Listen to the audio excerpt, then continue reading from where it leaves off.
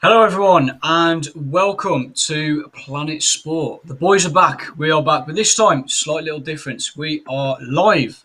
So instead of bringing you maybe a post-edit studio episode, we are doing a live show now on YouTube, which I'm guessing is going to be the setting for the rest of the series. For now, obviously, still very much in lockdown. So this is really the only thing that we can do. With me, as usual, are the two partners in crime. Matt Robinson and Sam Ketch. How are you guys? How are we doing? Hello. How are we Yeah, not coping too with bad. everything at the moment? We coping okay? Not been too bored, I Yeah, hope.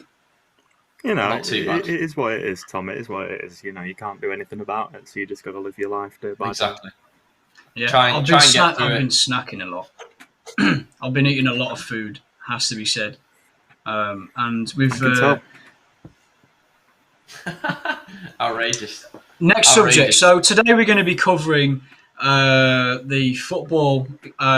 Jordan Whelan, I did an interview with him yesterday, Manchester Giants star guard as well. So keep your eyes peeled for that. We're also going to be looking at the leaked government plans for sport because for some reason the government are either have really terrible cybersecurity or they're being leaked.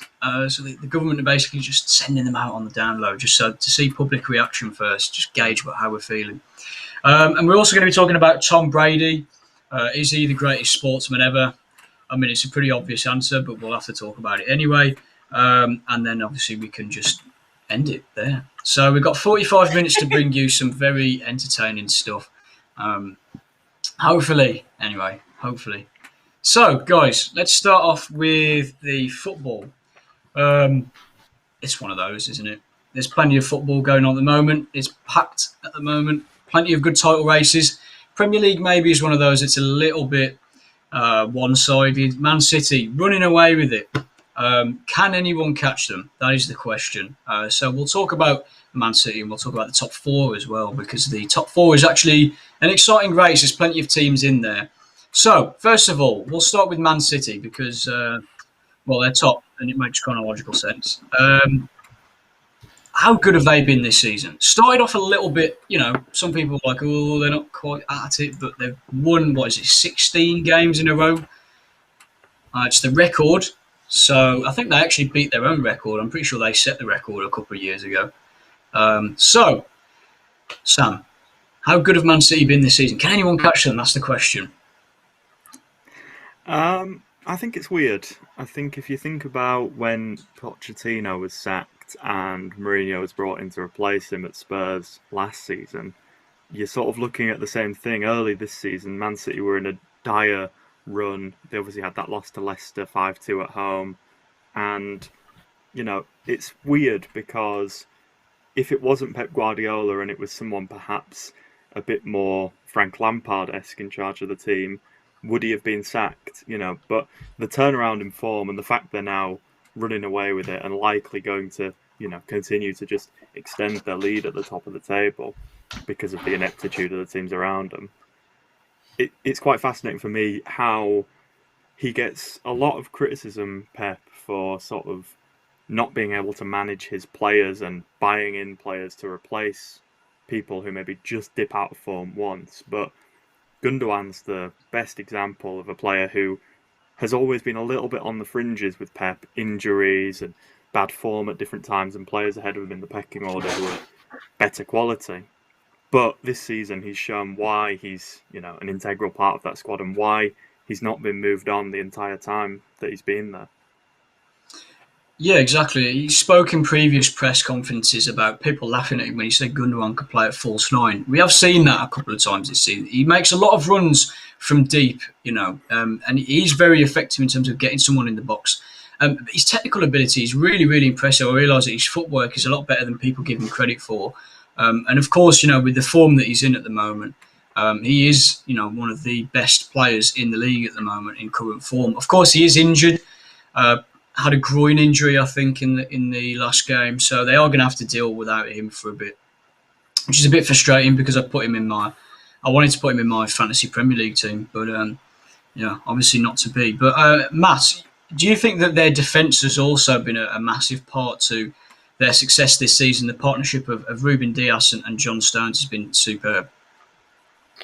Yeah, I think they're 10 points clear at the moment, and I think as you were saying with the old FPL, I've got Gundogan on the bench, but with that, we've seen the defence doing all right, doing well, and we've seen that partnership between the two, and we've seen John Stones he got that brace, didn't he, in that match a couple of weeks ago. What was that, game week 18, 19 or something? I think so. And we've just seen, I think, just across the board, we've seen a general just like consistency in this kind of most recent part of the season, which other teams just haven't shown. And I think that's kind of been one of the things that set them apart. And I've been looking on, expected goals and all that, and they're just so far ahead of everyone else in terms of things like that, and just every metric that you look at, they're outperforming. Teams like Liverpool, for example. Yeah, XG is definitely the new sort of fad at the moment, isn't it? With the football, yeah. I always find it fascinating to look at. I mean, Brighton are one of the teams that have the highest XGs, but they're one of the lowest conversion rates. So yeah, if they were more clinical, they'd be much higher up the table with some of the chances that they've had. We've seen similar things with like Udinese, for example. They have exactly the same situation at the moment there. So yeah, it's very interesting. But yeah, Manchester City are one of those teams where all it takes this season is for a bit of consistency. I mean, we've seen Wolves have got 10 points from their last 12, and all of a sudden this talk of relegation has sort of evaporated really. So it is a very close run thing. Any team can get a numerous amounts of 2-3 wins on the bounce, and you're shooting up about 4 or 5 places. It is quite unusual in that sense. But City are one of those teams, I guess, that maybe don't get the credit they deserve. We spoke last season. A lot of people were talking about how that Liverpool team was one of the best teams of all time in the Premier League, but no one gave anywhere near the same amount of coverage for the Centurion City team. That the team that won the quadruple domestically, the team that got over 100 points. No one gave them anywhere near the same amount of credit. I think if Liverpool had done that, we'd still be hearing about it now. But everyone has sort of just passed over it because of the money that City have spent. But look at United. United have spent a lot of money. Liverpool have spent a lot of money. I think people forget how much money Liverpool have actually spent. So it is one of those where I think Pep Guardiola has lost a lot of credit for no real reason. I think that he has one bad season and everyone sort of doubts his ability, which I think is a bit ridiculous, to be honest. But I mean, Jurgen Klopp, there's a lot of people that are doubting his ability this season. But City are really one of those teams that I think are probably going to run away with it, if I'm right in thinking. I mean, I don't know about you guys, but I can't see anyone catching them. No, I think there's not really anyone in the place for it. Liverpool couldn't find the onion bag for a while, and that's really detracted from where they are. I think the number of injuries they've got also doesn't help, but it's worth remembering that's just sort of a standard thing every club goes through. It's the fact that the last few years Klopp has sort of avoided that with the key players, the central parts of his team, that mean that suddenly it's a lot more press on it. I do think there's a lot of sort of weird discussion about the fact that they've got 2 midfielders playing at central defence when earlier in the season they promoted 2 young players in, and it's a lot of, they're having to play people out of position. I do find it weird that that's not, why aren't they playing the young players there? Because that's always the narrative with other clubs. So it does strike me as an odd thing, but United are a bit too inconsistent for me. Spurs are way off it now. Same with Arsenal. I mean, the only club that you can see putting a run together and coming from nowhere is Leicester. But do you think they've got the ability to do that? People suddenly start taking them seriously, don't they? So it's difficult. I don't think anyone's catching them. One particular player that's benefited a lot from Guardiola's system this year has been João Cancelo. Very, very impressive season from him so far, deployed in pretty much a free roam role, coming in off the right-hand side. You'll see him sometimes, he plays in attacking midfield, on the wing. He's been a vital part to how City have played this season. Sam, what have you made of him so far? I remember him not being well rated when he first joined. I seem to remember he played left back and people suddenly wrote him off. And there's something about Pep Guardiola's teams that gets the best out of players who, perhaps didn't have a defined role when they first came in. Because I think he takes a lot of time to learn these players. I think, yeah, he spends a lot of money on them and they're expected to come in and just become like for like with the player who's already there. So it's a lot of why have they bought him? They had Kyle Walker. But, Kyle Walker's far more important for them as someone who pivots around from right back into centre back, whereas João Cancelo used to be a winger. So it's far more important going forward and actually driving into the centre of midfield or round the winger in front of him. Um, yeah, I think they've got that weird thing on the left-hand side where they still haven't sorted out the problem. I still don't think Yeah. Mendy's right. I don't think Zinchenko's a fit for a team that, let's be honest, Man City's next aim has to be the Champions League. And you can't be going into the Champions League with Zinchenko playing at left-back. He can do you a job in the odd game, but I seem to remember Ramirez, this is the best example I can think of, for Chelsea, scoring a winner, and it suddenly became this sort of thing of he wasn't that good, he wasn't a brilliant player. I'm sure FIFA fans loved him at the time because he was fast, but he wasn't a brilliant player. But in odd games, he would suddenly just excel and be the best player on the pitch. And unless Zinchenko has a run of 6 Champions League games in a row where he does that, you're looking at a team suddenly picking out that left-hand side and just going for it. Yeah, I'd completely agree. There just seem to be a sort of imbalance. I think that they're certainly a lot better when they play Laporte at left back, in the sense that, when Cancelo gets forward, they can switch to a back three, move those three centrally, so you can have Stones, Diaz, and Laporte as a defensive sort of, anchor, and it allows Cancelo to get forward without really any defensive requirements, really. So I think that if Pep Guardiola was to play Laporte at left back, whilst they would be exposed in terms of pace, I think Laporte's probably got the defensive nous to be able to play that position. And I think that also they've got the versatility to be able to switch around the midfield, maybe if needs be. I think that their midfield this season has been a vital part to the way they've played. I mean, De Bruyne and Aguero as well has been out injured, so they've had issues really with that central striker role. Gabriel Jesus isn't really the right player for that position. I think he'd be more suited as an inverted winger with his technical ability. I think he's definitely better suited to that sort of position. But there's certainly a lot of talent in there, and the amount of depth that they've got is ridiculous. And I think they've got to win. They've got to win the Champions League this year, really. And they've been in some of the best form they've ever been recently. They've got a defence that finally looks like it can, withstand the Champions League quality of football and not just crumble like it has done in previous seasons. So yeah, it'll be interesting to see that. But let's move on from Man City then. Let's go to the top four. Matt, I want to bring you in on this one as well. I want to get us a three-way debate here about who we think is going to finish in the top four. Because I want to get the teams up. So at the moment, obviously, City are a cert. And then we've got United, who have won one of their last five. Leicester, inconsistent. Chelsea, of course, are playing really well at the moment. We've got West Ham, Liverpool, Everton, possibly, if they pick up their form.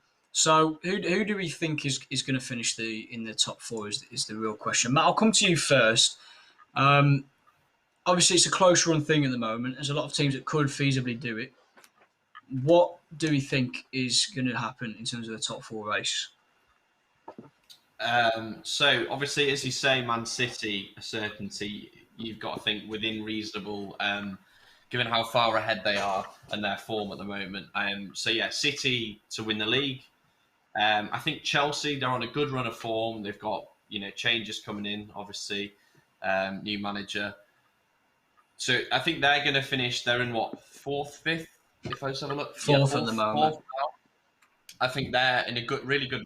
I think they're in a really good run of form, and I think they're going to come in second or third. Now, Man United. Now, this is at the moment their form is a bit inconsistent. They've not managed to get those wins over the line, but I have had a bet on them. To be in the top four. So I'm going to stick with Man United are going to be in that top four. I think, the likes of Bruno Fernandes are going to be really key for them. And if he performs well, then that's going to really help them out and just creating those opportunities and more chances that they need to get those goals to win the games. And as you say, Leicester, West Ham. West Ham is one that I'm really excited to see because we've not seen West Ham perform this well in the season for a very long time. I know they've won. They're on a really good run of form. They lost one last week. So it's going to be really interesting to see if they can continue this form for the rest of the season. So yeah, I think that West Ham are going to be up there, but I'm not sure if they're going to kind of have that longevity to get to the end of the season. But yeah. Okay, so we've got United, Leicester, West Ham, or Chelsea, either one of those. Sam, what about you? We're going to have to sort of bring this to a quick end for the top four debate. But what do you think? Well, I think I've explained my reasons enough in the past. I think City are going to win the league. I do think Man United have enough about them in sort of patches to finish second. Chelsea, revitalised under Thomas Tuchel, probably take fourth. And then that third spot, if Liverpool have a run, I think they can finish third. But I do actually think it's going to be one of the outsiders of either Leicester or West Ham if they can keep up this form and if people stop sort of underestimating them. Yep, I think that's reasonable. I think I'd go with one of the outsiders. I think City, United, Chelsea, and Leicester. I'm going to go with. I think for the top four. Right, let's move on then. So we'll get to the Jordan Whelan interview now. I did an interview with the Manchester Giants guard, and we're going to be taking a look at a quick segment from that interview, which I think should be playing now, if I'm right in thinking. So I'm just going to wait for it to sort of play out, and hope you. Hello, everyone. Welcome back to Planet Sport Interviews. I'm back in the hot seat. It's been a while, but I am back on the interviews now, and we're here with Manchester Giants guard Jordan Whelan. How are we doing? I'm good. And yourself?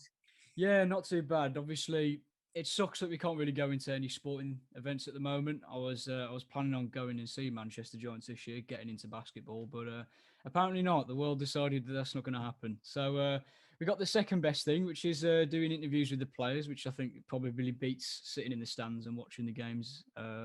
Anyway, so let's get started. Welcome back, I guess, belatedly. Welcome back to Manchester Giants. Of course, this is your second stint at the club. You left in 2018. Yeah, around 2018, 2017. Yeah. First of all, how does it feel to be back? It's a very much a new look Manchester Giants from the team that you left. A really big overhaul in terms of the roster and some of the players brought in. So how does it feel to be back? Yeah, definitely. It's definitely first and foremost. It's good to just be back home and around family, around friends.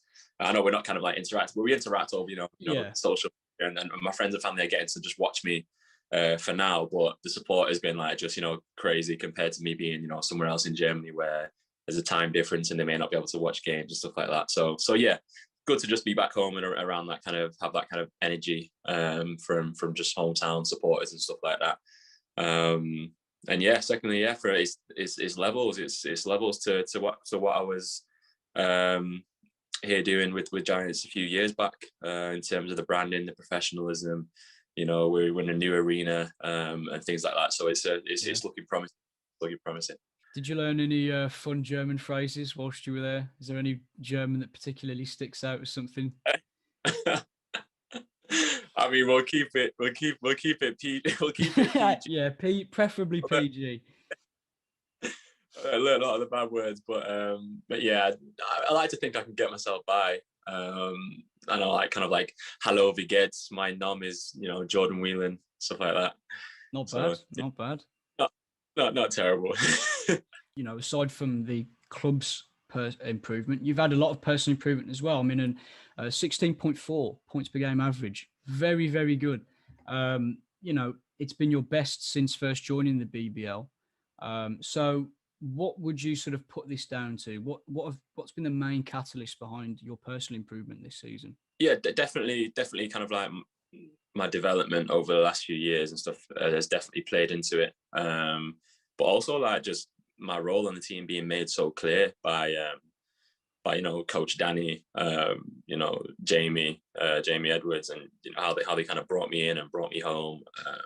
So like I said, I'm playing for everything this season, and I've got a great group of guys that there's no bad energy between us, and we all want to play for each other, and I'm blessed to be able to just kind of like have shined kind of like through those other guys, and they're all playing well, just as much as myself. We like to say that any given game, it could be any one of us that that has like a standout game, and that's the best way for kind of like a team to be. So I think all of that is fit together, and I'm just kind of like just vibing off that energy. And some games I'm going to play well, some games I'm not going to play so well, but some games someone else is going to step up. So yeah, I wouldn't have it any other way. This season, then, aspirationally, obviously the problem is obviously we can't look too far into the future, because whilst things are getting better, I think we're still not going to be able to have fans in for a while, and we don't know how the season's really going to turn out. But what are your aspirations for the team this season, and your personal aspirations for the next season, 2 seasons, really? If there's in talks with Giants and the new owner and stuff after the rebrand, if there's going to be I always said, if there's going to be something substantial done with basketball in my hometown, and a club that's run properly and professionally, then I want to be involved. So yeah, I'd like to be here for the long run for sure. But yeah, big thank you to Jordan for coming on today. If you want to follow Manchester Giants, you can get them on Twitter, Instagram, the whole shebang with social media. You can follow Jordan as well. But yeah, thank you very much, and I hope you can all join us for the next interview. And best of luck to Jordan for the rest of the season. Thanks for coming on. Cheers, appreciate it. Right. I hope you enjoyed that. Sorry about that. I just choked over my own words there. So that was the Jordan Whelan interview. To be honest, really, really enjoyable. Really nice guy. Got some very good answers out of him. Those were sort of some of the highlights. There were some other really funny moments in the interview. So if you I do hope you will enjoy it, and you'll stay tuned to watch it. It will be on the Live at the Quays channel very soon. So I think it'll be on Monday, I think, if I'm right in thinking. So yeah, make sure to check them out. Of course, Manchester Giants, they did beat Worcester Wolves 98-78, I think, or something like that, last night. So yeah, very good result for them. They end their run of 5 consecutive defeats. So I guess I'm a good luck charm. I guess that's what it is. Get a good interview, and then they win the same day. I don't think it's any coincidence. So Manchester Giants, sign me up, please. I'll be a permanent journalist, and you'll probably win the league. So there we go. Let's move on from that then. We'll go to the leaked government plans, because, even in a sports show, we can't get away from the government and how bad they are. Actually, I can't say that, can I? I'm a journalist. Never mind. Yeah, I forgot. I've got to be impartial, haven't I? So I'm just gonna quickly read this, because I haven't got my glasses on and I forgot to read this part. So I'm not gonna lie to you. I'm gonna have to quickly read it out. So we're going to touch on some news that's been circulating this week, right? So the Prime Minister's roadmap out of lockdown said that sports, gyms and hairdressers, I think, as well, can open in like April, and then some of them in May. What do we think of this, fellas? What do we think of this? Is this good? Is this too late? Do we want them open earlier? Do we want to get the pubs open so Dave can have his pint? No. Not for me, Jeff. Okay, I think stuff. there's a certain level of, yes, I want to go to the pub. Yes, I want to go and be able to play tennis tomorrow. But at the same time, I do want to be alive for the day after. So maybe giving it a bit longer until more people are vaccinated and more people are not going to hospital might be a sensible thing to do. Because we're doing impartiality, I'll say that they've done a great job with the vaccine and terrible with everything else, and that I don't need to talk about the other party because they're irrelevant for another 4 years. So, amen. Impartiality. That is very impartial, as top journalism there. Matt, are you happy with this? I think May, personally, I don't have an opinion on this date. So, Matt, considering you're the only person who's May. So May for pubs to be opened. No, for leisure centres and sports facilities to be open. Is that going to be? I haven't seen this report. I know, was it last night or was it this morning or something that it all got kind of announced? Yeah, I saw gyms and hairdressers. I think there needs to be like a level of like, we need to give it enough time that we've got enough people vaccinated in the most crucial groups. I mean, over 50s kind of all need to be vaccinated, just so that we never get to that point where we can't treat someone and that the NHS isn't pushed to the brink to capacity. But I think one of the things that's most important is that we don't kind of put things that we want. So we don't open the pubs straight away. Like, that's not the priority just because we want to do it. Like, we need to make sure that we put in the things that are essential first. So, services, so like fitness centers, but like in a way that it can be outside stuff needs to be prioritized first because there's less risk of transmission. Schools, because the people can't, sort of younger people don't get it severely. So like opening schools to make sure that people aren't missing out on education, etc., and just making sure that these things. Now, obviously, we don't know when the vaccine is going to be complete. That we've had really good. We've done a really good job so far with vaccine rollout, but it's going to be one of those things where we have to play it by ear. I don't think setting dates a month in ahead or 2 months ahead and going, in May we're going to open things up. It's just a case of playing it by ear, and then maybe in a week's time we go, do you know what? I think we're at a point now where we can get, set some targets. Once we get to this point, we can do this. Once we get to this point, we can do this, and not just open things. Obviously, we know that there's a 3-week lag in results, so we shouldn't open something and then open something within 3 weeks. We've got to wait to see how that impacts it. And if we start to go up again, then we're not going to introduce anything else. So, that's just my personal thoughts. Not necessarily sport related, but... I think it's fair. I've seen a few people on Twitter complaining, saying, why don't we just let everyone out now whilst people are getting vaccinated? And then I'm like, well, because then loads of people get infected and we won't be able to vaccinate as quickly as the infection rates would go up. So it amazes me that 30, 40-year-olds don't understand that, and I can. Do you know what I mean? Or we can as young people. It actually fascinates me. Right, let's move on then. Sir Tom Brady, the best sports athlete, whatever, of all time, even though he only plays like 20 minutes. Let's have this debate then. Is he the greatest athlete of all time? Sam, Matt, you guys are big NFL fans, so I'm going to speak to the producers for a bit here. Can we keep this layout just for a sec, just so we can have like a bit of a cross-section debate? Because I want to get everyone's reactions at the same time for this, because this has been a very contentious debate over the past couple of weeks. Of course, Tampa Bay Buccaneers, am I right in saying that? Won the Super Bowl of cereal against the Kansas City Chiefs. Kansas City Chiefs, that's the one. They beat the 49ers last year. Very, very good. I was very entertained by the halftime show by the weekend. I thought it was pretty good. I saw a few people who said he was rubbish, but I like the weekend, so there you go. Now, obviously, the fallout to this was Tampa Bay declaring themselves champions of the world, and America, of course, as America does always, said that Tom Brady was was the greatest athlete ever. I actually saw a graphic on an American channel, sports channel as well. This is what more embarrassing, comparing him to other sports people, such as Messi. They didn't even put Ronaldo on the list, by the way. Top 5 athletes of all time. And they put Tom Brady on there and not even Ronaldo. So there you go. Is he the greatest athlete ever, Matt? Is he the greatest athlete ever? No, I think it's...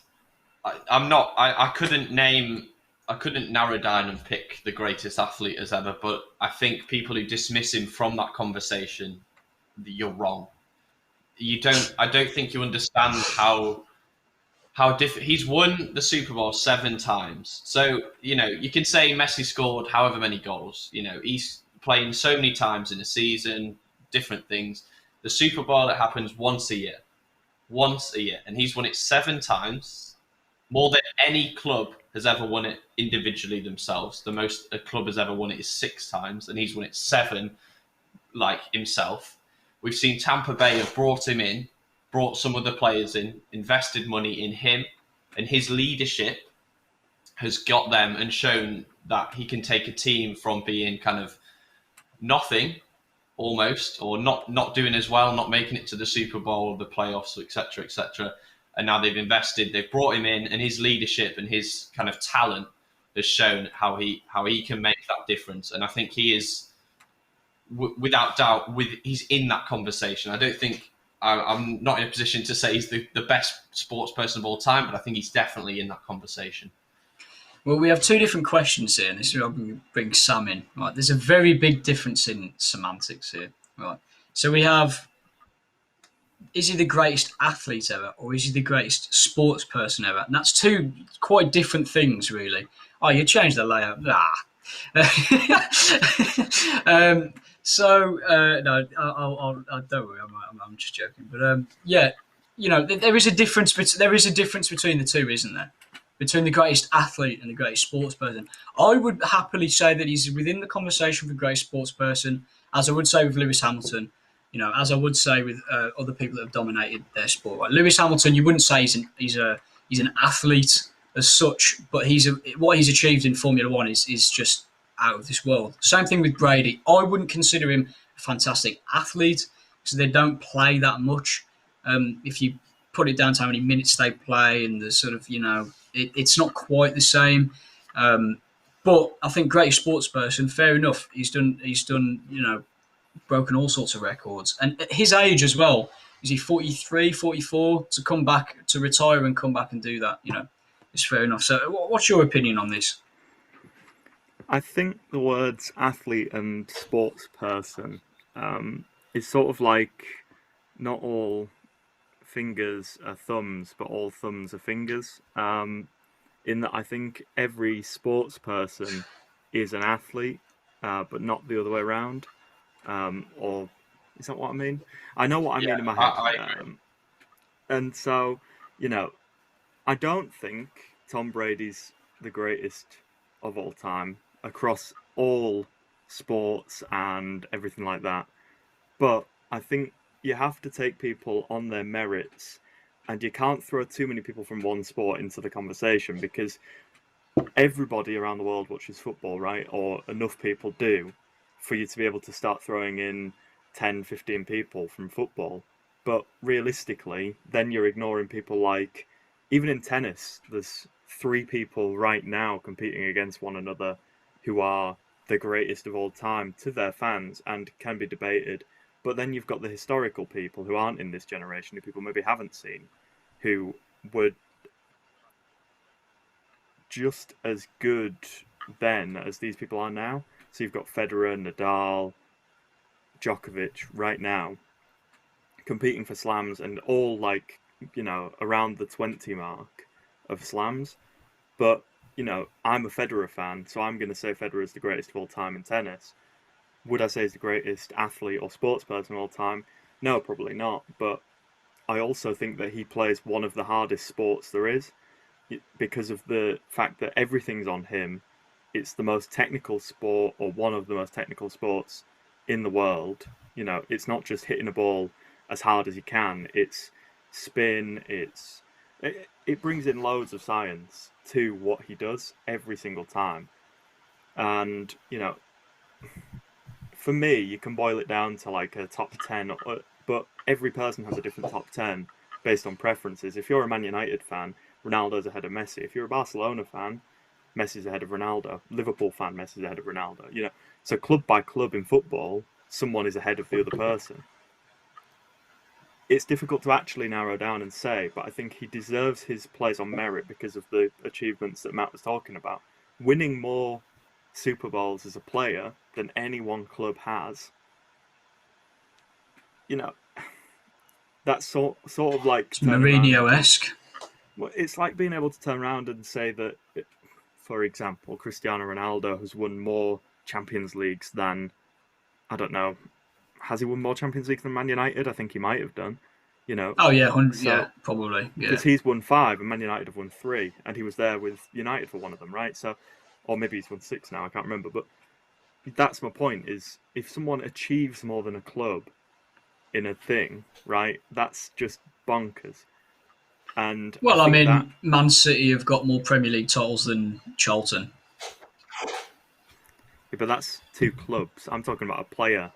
Oh right, okay. Aguero Yeah. has more Premier League titles than Newcastle. That's true. I want to throw this around on Tom. What would you say is the difference between athlete or sports person, and why would you say that Tom Brady isn't the best athlete of all time? Well, because someone broke it down. I thought it was quite interesting. Someone broke down how many minutes that these players actually play. Right, so a game is 60 minutes. That's broken down into 4 quarters. You have breaks between every play. You have 6 six. Is it 6? I don't know what the term is. They have 6 attempts to get a touchdown. 4 downs. Yeah, 4 downs to get a touchdown. Yeah. I'm thinking of rugby. So by this, you would say Eliud Kipchoge is the greatest athlete of all time. That's the marathon runner, Tom. The one who did the right. Because he's running 2 hours, running the longest distance for the longest time at the fastest pace. I would say, yeah. You would say, yeah. I would say that he's up there in terms of an athletic capability. Yeah. You know, as an athlete, yeah, because that's. But the thing, obviously, what separates him apart from Tom Brady is the sports person aspect, where everyone knows who Tom Brady is. Right, even if you don't follow NFL, you know Tom Brady's name. Everyone's heard of Tom Brady, right? Yeah. But I think my biggest sort of qualm with it was them saying he was the biggest or the best sports person of all time. A lot of American outlets, which is fair enough. It's America. They're not very intelligent in terms of geography. Which is not, it's not a slight on America, by the way. I genuinely, their geographical skills are awful, because they don't really teach it in the American education system. Well, they don't really teach it in the American education system. From what I've done scouring about, it's not a massive part of their curriculum. But they do have a tendency to sort of, if you look at American films, for example, when they talk about saving the world, it's saving New York. It's very much that sort of the glamorization, the very centralized. So when they were saying that he's like the biggest or the greatest sports person of all time, and you look at, for example, I know this is a really modern way of looking at it, but his Instagram followers, he's got 9 million, right? Vinicius Jr. has got more than that. Whelan has got more than that. Whelan, right? Do you know what I mean? Ronaldo has got like 100 million or something stupid. Messi's got, I think, 250 million Ronaldo has got, right? And Messi's got something similar. You can't compare them. I'm sorry, you can't compare them at all. You cannot compare them. Comparing the cult of personality about. But they were though. That's the difference. They were saying he was the biggest sports person ever, right? Or one Is of it the worth best. Pointing out though, the best, not the biggest, the best. They did say the biggest. They did say that there was a lot of people saying he was the greatest sports person of all time. That was the headline. That was what they went for. Yeah, he's got less followers than Vinicius Jr. Followers are irrelevant, absolutely irrelevant. If you're saying in the world, right? Then this is a sport that is only played in America, right? It's not. It's only good in America. It's only big in America. It's only big in America, right? It's like the World Series in baseball, the World Series, and they only play it in America. What's all that about? It tells you everything. That tells you everything they need to know. It's not a World Series. Yeah, I know they play. Is it worth pointing out then that the World Cup of football, it's played by teams and countries from around the world, but it's predominantly made up by European teams? Because then your point comes back to who plays the game determines who is, the greatest sports person based on how popular their sport is. But football is the easiest sport. Soccer is the easiest sport in the world to get into. 11 people in a starting 11 for over 92 professional clubs in this country, plus all of the non-league teams. Then you've got every other country in the world, and it's not just the starting 11. They've got 7 subs, 5 subs, whatever, 9 subs now in the Premier League, and the rest of the squad. You've got about 30 professional footballers, senior professional footballers, per club, and yet football has made the biggest stars because it's the most watched. That's it. If you talk about viewer count, yeah, these people, Messi, Ronaldo, are brilliant footballers. They are excelling, Mbappe, Haaland, excelling in their sport. But Tom Brady has, at over 40 years old, won more Super Bowls than every other team. And yes, you can say it's only one country, but then you're slighting Ryan Giggs because he only ever won Premier League titles.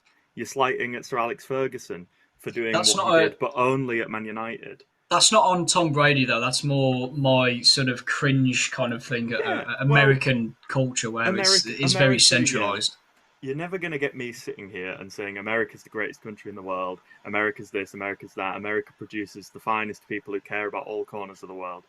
America is what America is. I don't have time to go into what America is, but it is effectively what the British Empire was 200 years ago in terms of its outlook of the world. Is just America, and then its, component parts of Britain, Europe, Australasia, the Pacific.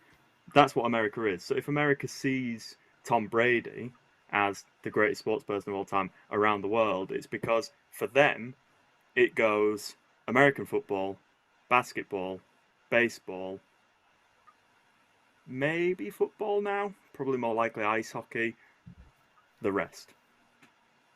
They don't care for Messi, Ronaldo unless they are football, soccer fans. Much the same as football fans don't care for the tennis year round until it's Wimbledon.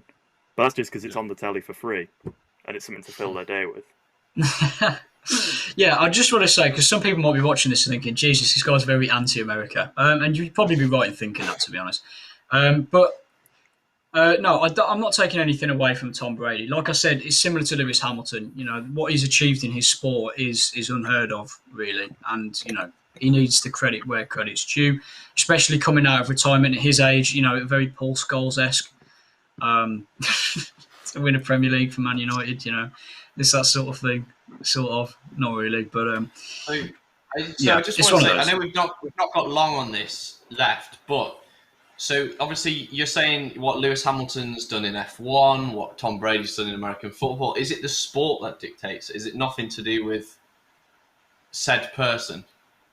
Would where you thought how good a sports person or how good an athlete someone was, would it what sport they were doing kind of impact that, even though they could? Well, yeah, I mean like curling is quite different to NFL. Do you know what I mean? So it makes a difference. But what if someone won every single curling event for 50 years, right?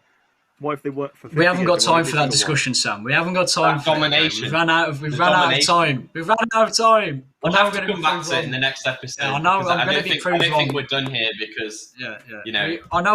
I'm going to be idolization of football because so many people watch it. No. Comical at best. So I know I'm going to be proved wrong. So let's end the episode there and leave it on a high note for my personal.